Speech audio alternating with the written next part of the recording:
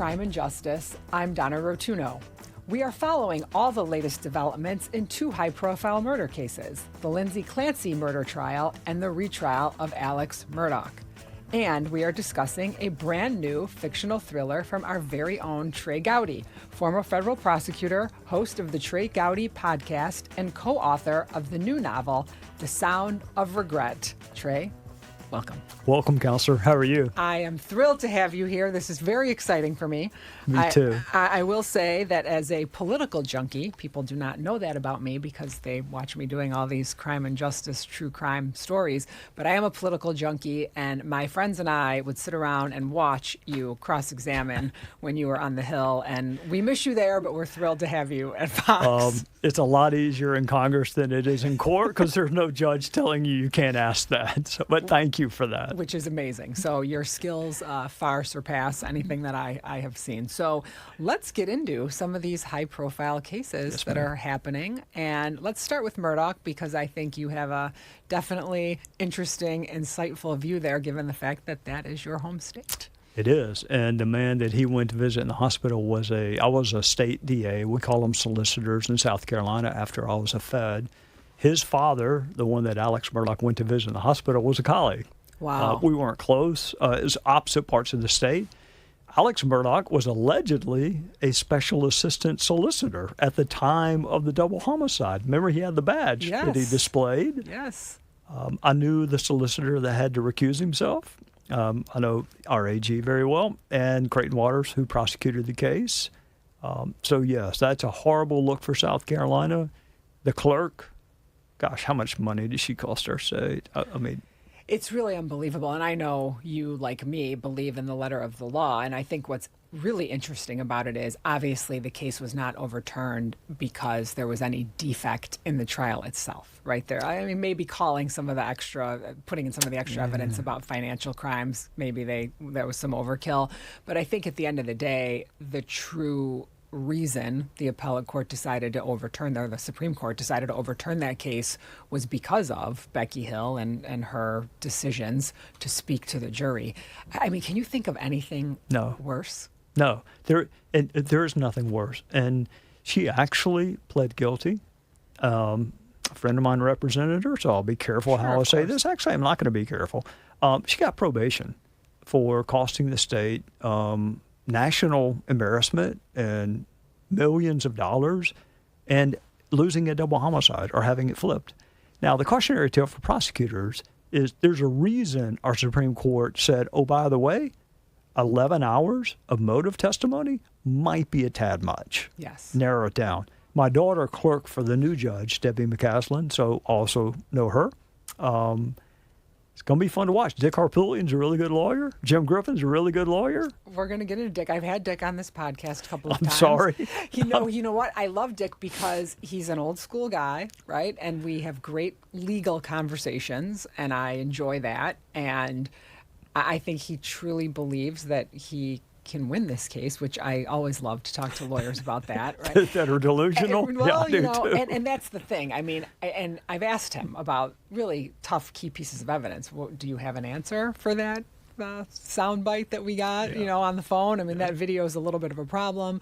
Do you have an answer for some of the other problematic pieces of evidence? And he says that he does. So I hope that I get to go down there and actually cover some of it because it's going to be another interesting trial to watch. I would never call it fun when you have two people that have been murdered, and it's awful when you think about just the absolute fall from grace for that family. So talk to me a little bit about the history of that family embedded in South Carolina.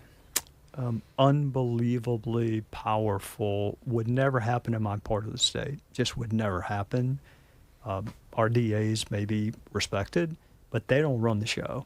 It was, 100 years worth of Murdaughs? And as you know, the prosecutor has tremendous power. That's why the progressive prosecutor movement began, because public defenders don't run the show. Prosecutors run the show. You decide who to charge, whether to charge, how to negotiate it out.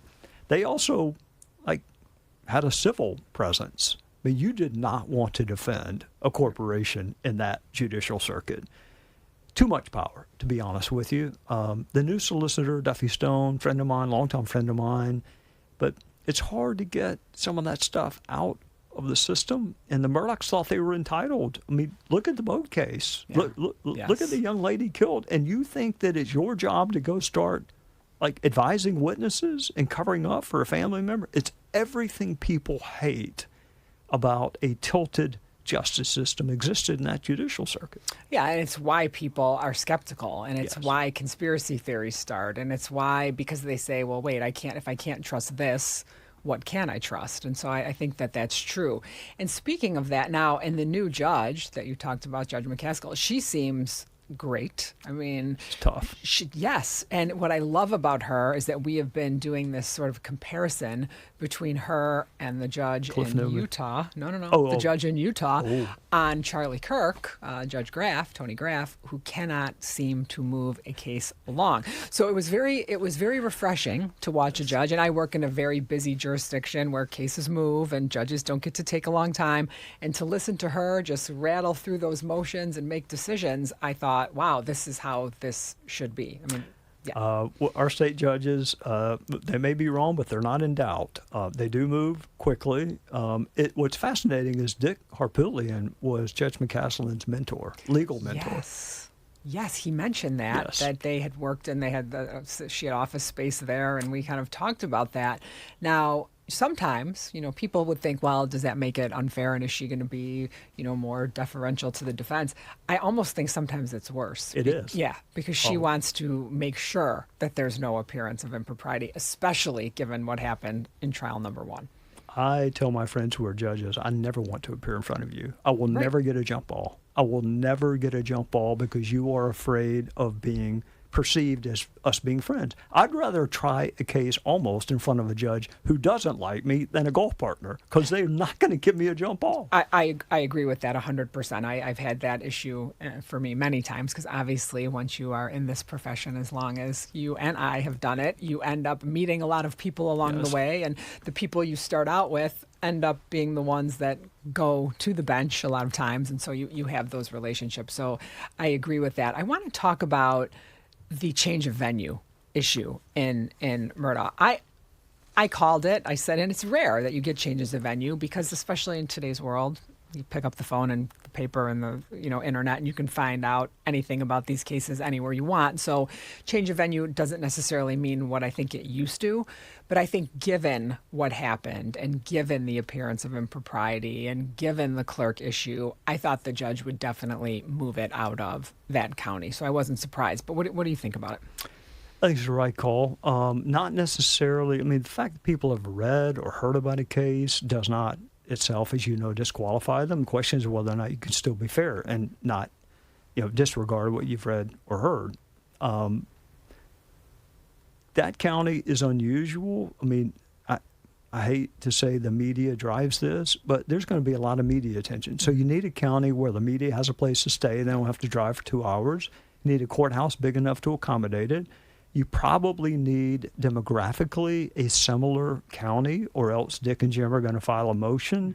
They want Charleston and Columbia. That's not lost on either of us. There are lots of colleges in those two jurisdictions. I'm sure they want a jury full of sociology professors. Prosecutors, on the other hand, want welders and plumbers, and we want something else. Debbie, Spartanburg, my home county, would have been on the list, except another high-profile case just got moved to Spartanburg. We'll see. Lexington which is where Judge McCaslin holds court, is famously pro-prosecution. But if you move to Richland, which is where Dick wants it, University of South Carolina, the demographics are different. And I say that only because there are pockets of the American family that are more inherently distrustful of law enforcement than others. And that's just a reality. Of course. They may be right, anywhere. they may not be right, but it's a reality. I think it's funny that Dick said he won't. By the way, y'all have something in common if you like him. Y'all both like him. He wants Charleston or Columbia. And I'm thinking, of course you do. I mean, it's chock full of college professors and college kids. I want Charleston, so when I go there, I have places to go out for dinner, and I have a friend who moved from Chicago who opened a restaurant out there, so that's why I want Charleston, and easier from an airport, you know, all of those reasons. Do you have any idea where you think it may end up? It's a long drive for Judge McCaslin, and she's also, man, that's 2+ hours on I-26. I mean, why not Lexington would be my first. You know, that's really convenient for her. I bet she kind of looks at where the witnesses are and says what's more convenient for them. Maybe Berkeley, maybe Colleton. Okay. But then you got, you know, the issue of accommodating the public interest. Is the courthouse secure? Right. Is it big enough? Some of our courthouses are old. I mean, like they're antebellum. They're security issues. She'll make the right call. And, you know, I don't think the case is going to be flipped based on what jurisdiction she picks. She's got a lot of chainsaws to juggle in this case. Yes, no question. And look, Dick and Jim are smart, and they know how to throw wrenches in the gears and slow things down. Yeah. It's going to be fascinating to watch. Let me ask you about what happened in court just last time they appeared, and Dick Harpootlian got up and talked about this lie detector issue, and then he passed the lie detector, and then that was incorrect information. And shockingly. Yeah, well, and he came back before and said, I was wrong. And so how do you think that plays out? Do you think it really was a mistake, and then he came out and said, no, I was wrong? Or do you think that was a purposeful error? Yeah, I want to be careful. Dick's actually been a friend for a long time. I don't want to hurt either one of our reputations. Sure. But he was chairman of the Democrat Party. He kind of went out of his way not to say incredibly mean things about. I mean, we're all friendly down there. Part of me knows how smart Dick is, and he's counting on the jury, potential jurors, hearing that Alex Murdaugh passed a polygraph. And he probably is counting on that same group not hearing, oh, by the way, I may have gotten that wrong. My point is, why bring it up in the first place? They're not admissible for a reason. Correct. Why are we talking about it? Yeah, I'm of the school that we shouldn't even use them anymore, frankly. I just don't think that, given the fact that they're not admissible, given the fact that the person who created Polygraph on his deathbed said it was a bad idea. I mean, I'm thinking that maybe we should just move away from them. But I agree with you. I think it's something that should not be brought up to a court ever, one way or another. I just it's like the word you can't use in court unless you want an immediate mistrial. I mean, I can tell you, we used to joke about whether or not we were going to plug it in when we were interviewing people. I mean, we're going to tell you failed. If we think you committed the crime, we're going to say you just failed a polygraph. Yeah. But that's the other moral issue. Prosecutors can say, look, we have your fingerprints on something, even though we don't. Absolutely. We can say your other person confessed to it, even though they didn't. Right. So the line between deception, artifice that prosecutors can do, I don't know. I just think being honest is probably a pretty good policy as a general rule. Usually that is pretty correct. Good. Usually it is. So how long do you think the trial will take now that they can't use all of the financial crimes evidence that they used the first time, or at least all of it? You know, I think retrials favor the prosecution. Always. That's my opinion. I 100% agree. And we'll tell everybody why. It's because you have a record.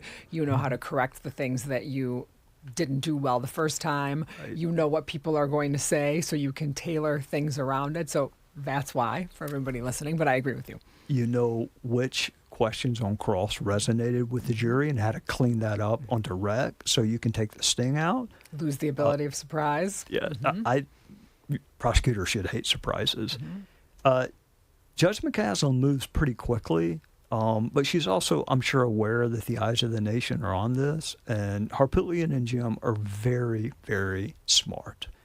I think it will take less time than it did with Judge Newman. I think drawing a jury is going to be a challenge. Yes. So, you know, in South Carolina, the judges run voir dire or voir dire, however you want to pronounce it. Will she allow the lawyers to question? I never had a judge let me do it except in death penalty cases. And Alan also, our AG, also said, look, all things are on the table, which means it is capital eligible. Now, you'll never get the death penalty for this, ever, because of residual doubt. But if you do make it a capital case, if you and I were prosecuting this, you're going to get a better jury. Sure.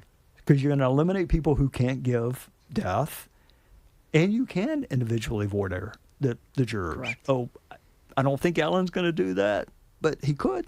He could. Oh, he could. We've talked about that a little bit on air and on the podcast, and I guess the question would be, is that sort of like a sour grapes response, right? Absolutely. So, yeah, right. 100%, yes. And a sour grapes response when really the error was caused by the state, right? Clerk of court. Yes, the clerk of court and the use of all the financial crimes. I've said this a lot. As you know, I tried Harvey Weinstein, and that was one of the reasons Harvey was overturned, was the amount of Molyneux or proof of other crimes evidence that they put in. And I continue to wonder why prosecutors do this with this pile on evidence when there's been so much precedent for it to be overturned.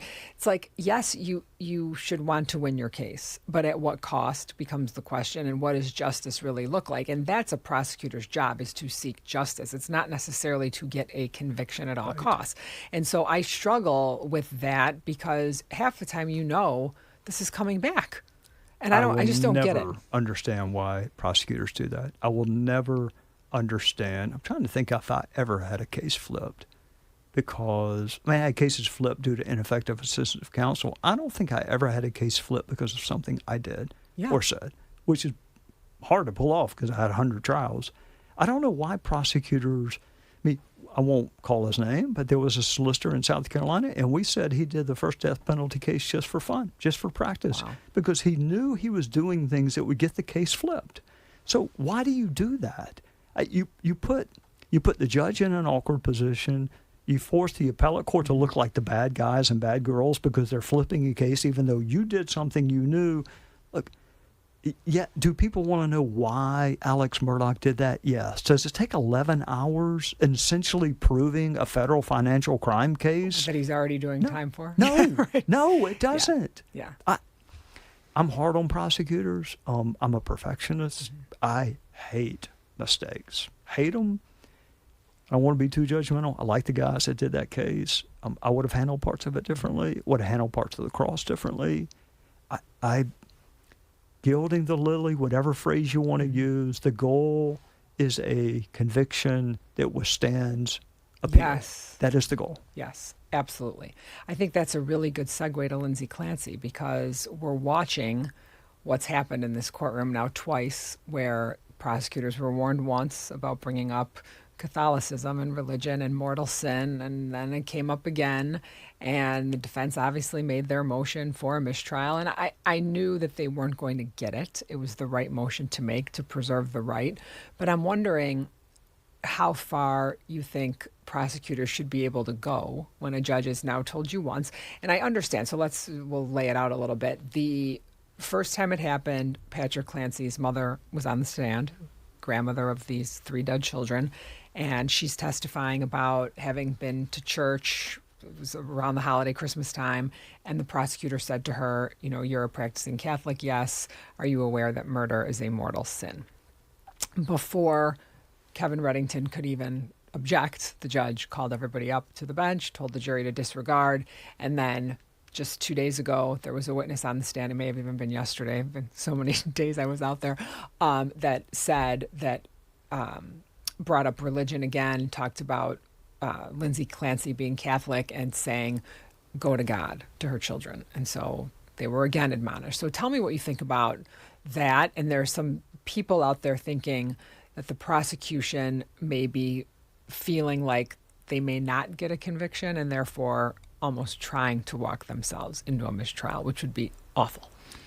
Well, if they cause the mistrial, then they may get the ultimate punishment, which is you can't retry it. So be careful what you wish for. Yes. When I saw that, I said it was objectively the most awful question I have ever heard a prosecutor ask. Absolutely. And I'm not proud of what I did, because I don't use AI a whole lot, but I went on ChatGPT and got into an argument with my phone. I said, in what universe is this question relevant? And ChatGPT gave me a fact pattern, and I said, no. That would never be relevant, no matter. It doesn't That's why matter. it'll never replace us. That's the one thing AI is not going to replace is you and me. They wound up coming back and say, you know what, you're right. On second thought, it's never good. What is the relevance of that? This is not a trial in front of the Pope. What relevant? You can be an atheist. Is it against the law? That's the question, not whether or not it violates tenets of Catholicism. Prosecutors, what a dumb question. And when juries see prosecutors try things and then get smacked down by the judge, you lose credibility. Right. And my belief was, at the end, I want the jury to say that young man, now that old man, would never lie to me. That was my goal. Yes. And I say that too. And as a defense attorney, we're obviously in a little bit of a different position because we don't have the burden. But I always say to clients, you can't lie to juries. And you can't expect juries to believe that the world is flat. Right. And that means sometimes I have to take some water into the boat. So when I do say something that they can believe, yes, they believe you. Yes. And so I think there's a lot of lawyers out there that don't think about it that way. And then there is this very polarizing relationship between the jury and whoever the prosecutors are on either side. I tried a case a couple of weeks ago, and there was one question that I asked a detective, and the answer was so awful that standing there in that moment, I said, I just won this case. You know, it's like, you know right in that moment, you lost this jury. They're not going to believe one word you say. And now they're mad that you didn't do your job. And you just lost this case. And that's exactly what happened. I've had some of those moments before where I thought maybe I didn't coach the witness quite. Not coached. I didn't prep the witness. But yeah, and you have to make sure they understand. Well, even in the Clancy case, I understand that the prosecutor didn't maybe attempt to elicit the answer from the forensic psychologist, but the way that answer was given, it was clear that he was never told he couldn't go into it. Because when the judge stopped it all and said, no, he kind of looked. So that's also on the prosecutor. Yes. You have to make sure your witnesses know you can't go down that road. We're not regular lawyers. Our job is to strike fair blows, not foul blows. I mean, the Supreme Court had it right. The second one about go be with God, I would have done it outside the presence of the jury, but I would have told the judge that's consciousness of guilt. Absolutely. And that's evidence of touch with reality. But once the judge says, we're not getting into religion, counselor, period, move on, you don't ask it. Correct. I hated for objections to be sustained unless I was in closing and I felt the jury was already with me and they didn't care. Yes. But I hated for defense objections to be sustained because I thought the jury would think I was being disingenuous with them. Yes. I hated it. Yes. No, I feel the same way. You want to make sure that you are presenting an entire, there's theater involved in a courtroom, and you want to make sure that what you are presenting to them is something that they think is credible one way or another. And you can't, and that's a little bit of my problem with Clancy is, and a very wise friend of mine who was a wonderful speechwriter for Ronald Reagan, Peggy Noonan, sent me a message the other day. She's amazing. Beyond amazing. And actually, I'm gonna give it justice because I thought the quote was so amazing that I want to read it to you and I want to talk to you about it. And I hope she's not mad at me that I do this, but I adore her, and her use of language just accomplishes so much. And she said, "If I were the defense attorney in my closing argument, I would state the prosecution was not wrong to bring the case, but right, because 3 children are dead and attention must be paid and responsibility apportioned. But the prosecution, while correct in bringing the case, is wrong in their understanding of it."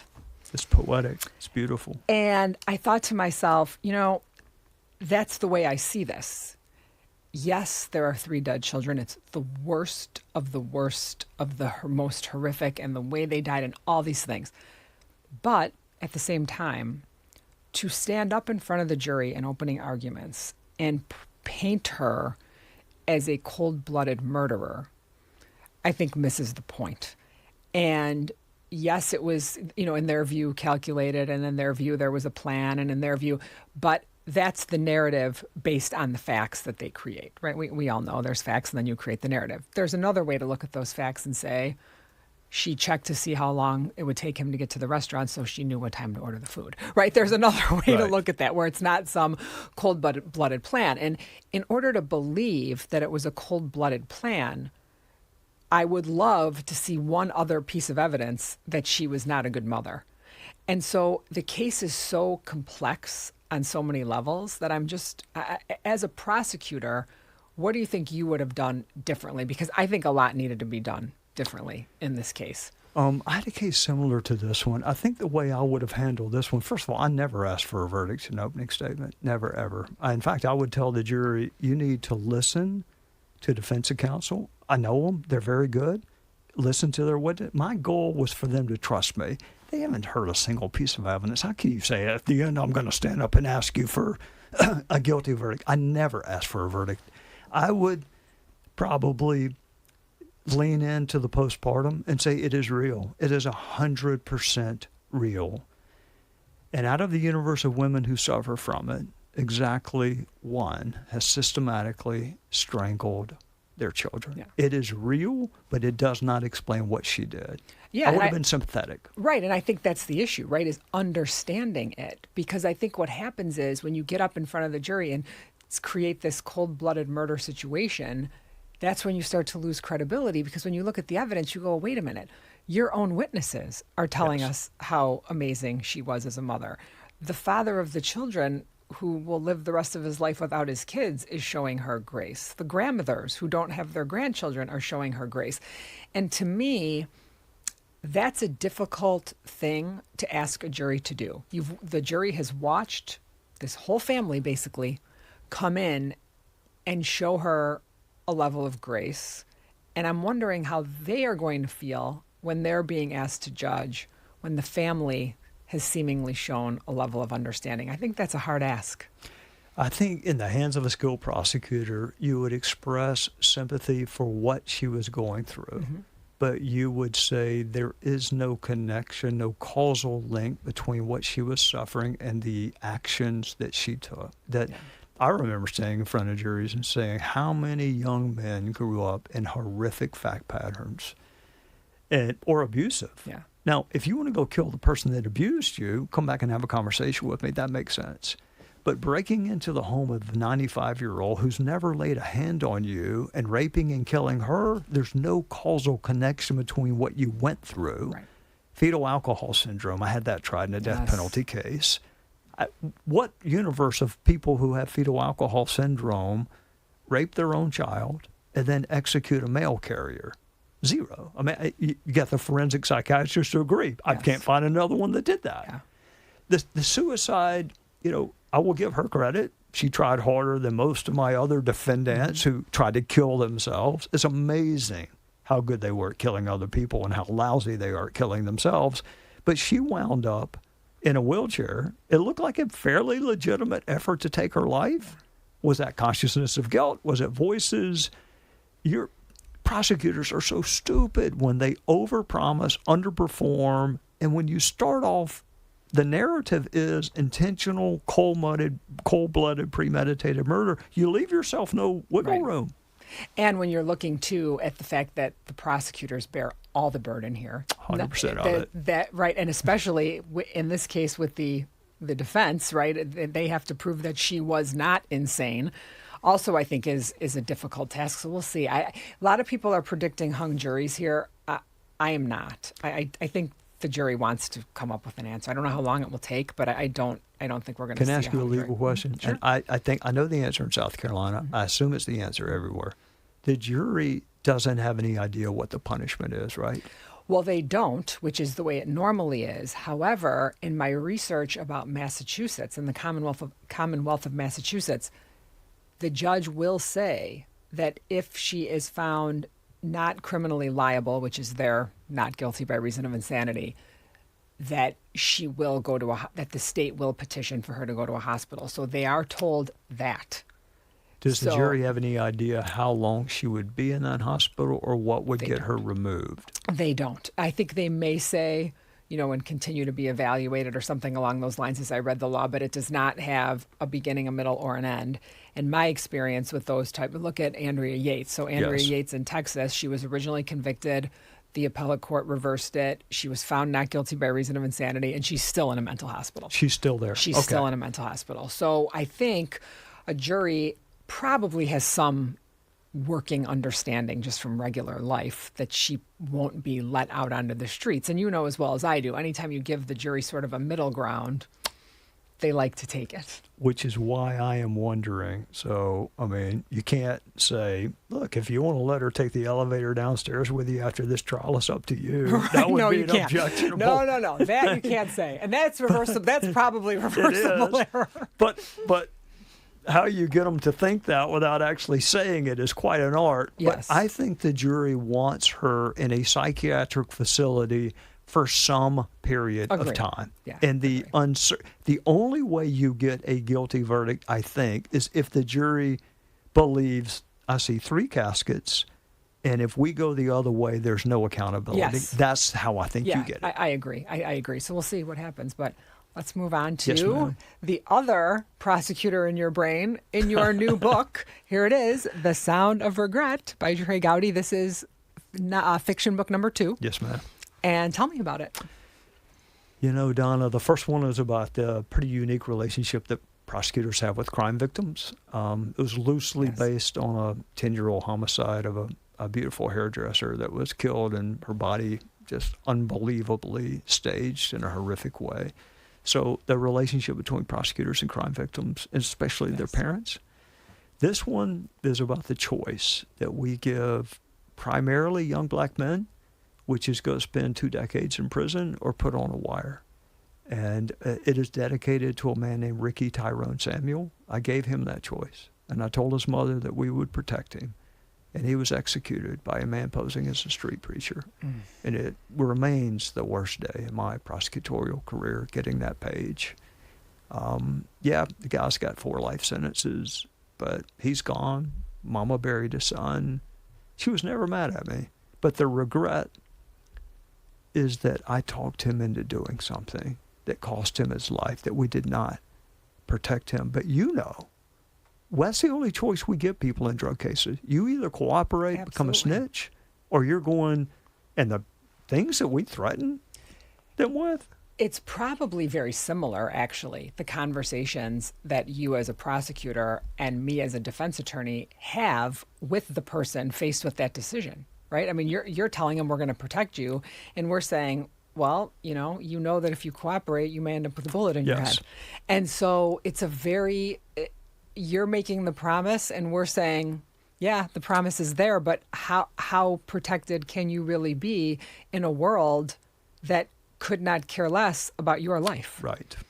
And they don't care about the consequences of the law, and they don't care. So it's a tough call for people. And that's why I wanted to put so much of the young man's thinking in that book of why all of a sudden the cops care about how I live. Yeah. I think I'll put in there the only time you come to my apartment complex is to arrest someone, and the only grass I see is growing in the middle of our basketball court. Wow. You never cared about me until you thought I could help you get somebody you perceive as a bigger fish. Well, and for people like us, right, even working in the system, and we know how dangerous and scary certain neighborhoods are, gangs are, that life, which is quite different. And I remember I represented a guy who was the head of the Gangster Disciples, and it was a murder trial in Chicago. And I was a very young lawyer, and it was part of the firm that I worked for at the time.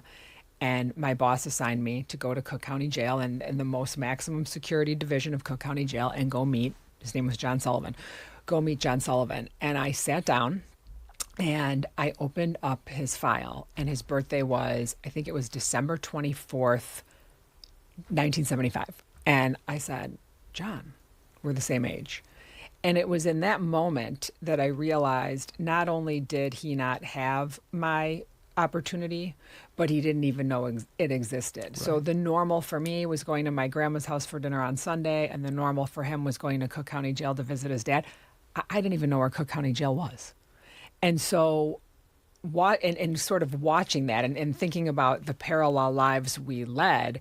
And then once I really got involved in the defense side of the law and I saw what happens out there. I mean, he goes, Donna, you get in a fight with somebody, the next day they come back with a gun. And that was 20 plus years ago. Now they just have the gun on them. Right. They don't even come back with the gun. They already have it. And it probably has a switch. And right. So it's scary. It's scary decisions that people make out there. So this is, although fiction, I think it's a very poignant view as to the struggle that people face when they enter into these lives of crime. And the psychology in this book is the prosecutor has someone that is making his life living Hades. And my point is, it's never the ones you think it is. There's a voice from the past that is haunting him. And so when I would get letters threatening to kill me, I assumed it was from one of my three sisters. But if it wasn't, then they immediately say, you know, who's the list of suspects? Yeah. It's never who you think. It's not. If you treat them fairly. There was one year, Donna, I got more Christmas cards from inmates than I did victims. And what they said was, when I get out, you said you would be a job reference for me. Were you serious about it? Yes. I was a job reference for lots of guys. 'Cause to me, they paid their debt in drug cases. Yes. Violent crime, I have a different for sure. view. But the number of times I went home and told my wife, if that young man had grown up in your household, he would be a CPA or studying engineering, but he didn't.